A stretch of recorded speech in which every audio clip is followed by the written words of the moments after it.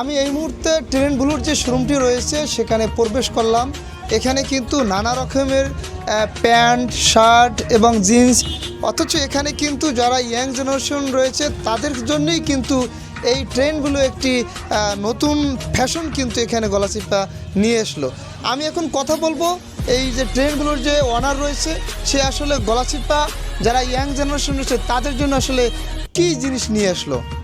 গলাচিপাতে আসলে আপনি এই যে ট্রেন্ডগুলো নামে একটি নতুন একটি ফ্যাশন খুলেছেন, এখানে আসলে কোন ধরনের আসলে জিনিসগুলো রয়েছে আপনার কাছে?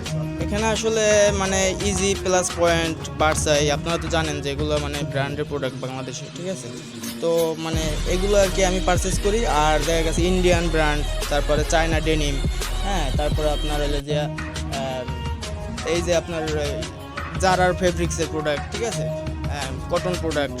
তো এগুলো আমার কাছে মানে এগুলো আমি পারচেস করি। আর বিশেষ করে আমার কাছে সানগ্লাস থেকে মানে জেমসের যত ধরনের প্রোডাক্ট আছে এগুলো আমি পারচেস করি। তো অনেকে তো জানে না যে আসলে আমার শোরুমটা কোথায়।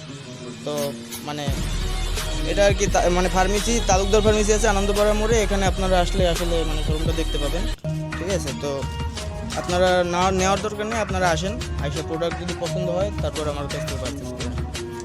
দর্শক, এই ছিল আমার কাছে গলাচিপার যে নতুন একটি ফ্যাশন হয়েছে ট্রেন্ড ব্লু নামে।